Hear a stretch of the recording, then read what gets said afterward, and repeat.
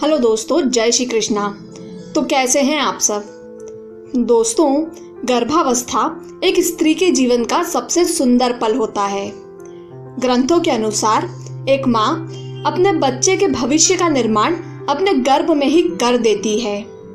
यही वो समय होता है जब एक स्त्री अपने बच्चे में अच्छे विचार और अच्छे संस्कार का बीज बो सकती है। और इसीलिए गर्भावस्था में स्त्रियों को गीता जी और खास तौर से गर्भ गीता का पाठ करने की सलाह दी जाती है। गर्भ गीता गीता जी का वह भाग है जहां भगवान श्री कृष्ण अर्जुन को समझाते हैं कि किस तरह हर मनुष्य के हाथ में होता है कि उसका जन्म और जीवन कैसा होगा, साथ ही वह अगले जन्म में किस योनि में जन्मेगा। ऐसे में अगर गर्भवती महिलाएं इस ज्ञान को सुन ले तो उनके बच्चे का जन्म और जीवन संवर सकता है। तो चलिए गर्भ गीता का पाठ शुरू करते हैं। पाठ के आरंभ में अर्जुन भगवान श्री कृष्ण से पूछते हैं कि हे मधुसूदन, वह कौन सा दोष है जिसके चलते प्राणी गर्भ विषय में आता है। वह गर्भ में पीड़ा पाता है, जन्म के समय भी कष्ट का सामना करता है और कई प्राणियों को तो जन्म से ही आदिक रोग भी लग जाते हैं। ऐसा क्यों? मनुष्य ऐसा क्या करे जिससे वह जन्म मृत्यु के बंधन से मुक्ति पाले। अर्जुन के प्रश्न पर भगवान श्री कृष्ण कहते हैं कि हे अर्जुन, यह जो मनुष्य है वह अंधा है, मूर्ख है, जो संसार के साथ प्रीत करता है। यह वस्तु मैंने पा ली, यह वस्तु मुझे प्राप्त करना बाकी है, ऐसी चिंताएं उसके मन से उतरती ही नहीं। दिन के आठों पहर उसके मन में यही विचार चलते रहते हैं, जिसके कारण वह बार बार अनेक योनियों में पैदा होकर जन्म मरण और गर्भ के दुख भोगता है। अर्जुन पूछते हैं कि हे माधव, मन तो काम, क्रोध, मोह, लोभ और अहंकार जैसे विकारों का निवास है। इनसे स्वयं को बचा पाना कैसे संभव है? कौन से प्रयास किए जाए जिसके चलते मदमस्त हाथी के समान इस मन को वश में किया जा सके, भक्ति में लगाया जा सके। श्री कृष्ण कहते हैं कि हे अर्जुन, जिस प्रकार एक मदमस्त हाथी को वश में करने के लिए अंकुश का उपयोग किया जाता है, ठीक उसी प्रकार मन को वश में करने के लिए ज्ञान रूपी अंकुश का प्रयोग करना जरूरी है। अभ्यास से ज्ञान और भक्ति दोनों पाए जा सकते हैं। अर्जुन फिर प्रश्न करते हैं कि हे जनार्दन, कुछ लोग अपनी भक्ति करने के लिए वन जंगल जाते हैं, वहीं कुछ सांसारिक मोह माया को छोड़कर जगह जगह भटकते हैं। ऐसे में यह कैसे जाने कि आपकी भक्ति का श्रेष्ठ मार्ग कौन सा है?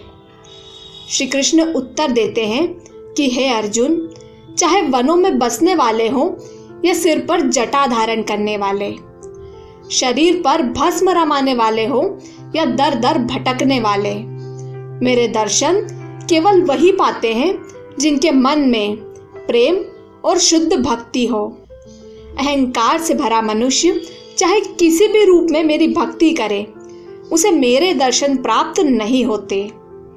अर्जुन पूछते हैं कि हे मधुसूदन, वह कौन सा पाप है जिससे पत्नी मर जाती है? वह कौन सा पाप है जिससे पुत्र मर जाते हैं? और मनुष्य नपुंसक कौन से पाप के कारण होता है? श्री कृष्ण कहते हैं कि हे अर्जुन, जो मनुष्य किसी से कर्ज लेकर उसे चुकाता नहीं, उसकी स्त्री मर जाती है। उसी प्रकार जो मनुष्य दूसरों की अमानत को उन्हें नहीं लौटाता, उसके पुत्र मृत्यु को प्राप्त होते हैं। वहीं जो मनुष्य किसी को सहायता करने का वचन देकर समय पर सहायता ना करे, वह नपुंसक बन जाता है। अर्जुन अगला प्रश्न करते हैं और कहते हैं कि हे माधव, वह कौन सा पाप है जिससे मनुष्य सदा रोगी रहता है? और वह कौन सा पाप है जिसके चलते उसे गधे का जन्म प्राप्त होता है? श्री कृष्ण कहते हैं कि हे अर्जुन, जो मनुष्य अपनी कन्या का मूल लगाता है, उसे बेच देता है, या कन्यादान करते समय मूल्य लेता है वह दोषी है। ऐसे मनुष्य सदैव ही रोगी रहते हैं। वहीं जो मनुष्य विषय विकार के लिए मदिरा पान करते हैं वह गधे की योनि में जन्म लेते हैं। अर्जुन कहते हैं कि हे कृपानिधान, आप कई मनुष्यों को जीवन में स्वर्ण प्रदान करते हैं, कईयों को गाड़ी घोड़े सुविधाएं प्रदान करते हैं, ऐसा क्यों? श्री कृष्ण उत्तर देते हैं कि हे पार्थ, जो मनुष्य स्वर्ण का दान करता है उसे गाड़ी घोड़े जीवन की सभी सुख सुविधाएं प्रदान करता हूँ। वहीं जो मनुष्य अन्न का दान करता है उसे सुंदर स्वरूप, और जो संतों की सेवा करता है उसे पुत्र की प्राप्ति होती है। अर्जुन फिर पूछते हैं कि हे प्रभु, किसी को तो धन बिना परिश्रम के ही मिल जाता है, वहीं कोई सारी उम्र भी धन एकत्रित नहीं कर पाता, इसका क्या कारण है? श्री कृष्ण कहते हैं कि हे पार्थ, जिन्होंने गुप्त दान किया हो या गुप्त रहकर जरूरतमंदों की सहायता की हो उन्हें अनायासी धन प्राप्त हो जाता है। आगे अर्जुन पूछते हैं कि हे माधव, श्रेष्ठ गुरु की परिभाषा क्या है? इस पर भगवान श्री कृष्ण कहते हैं कि हे पार्थ, जिसने सभी इंद्रियों पर विजय पा ली हो, जिसे सारा संसार ही ईश्वर रूपी दिखाई पड़ता हो, जिसके मन में सभी के प्रति उदारता हो, वही श्रेष्ठ गुरु है। और हाँ, जो ऐसे गुरु का शिष्य बनता है वह मुझे प्रिय होता है। गुरु की सेवा करने का अर्थ होता है मेरी सेवा करना, यही सत्य है। अंत में भगवान श्री कृष्ण कहते हैं कि हे अर्जुन, जो भी प्राणी हमारे इस संवाद को पढ़ेगा या सुनेगा वह गर्भ के दुखों से बच जाएगा। इतना ही नहीं, वह नरक की 84 यातनाओं और जन्म मरण के झंझट से भी मुक्त हो जाएगा। इति श्री गर्भ गीता संपूर्णम।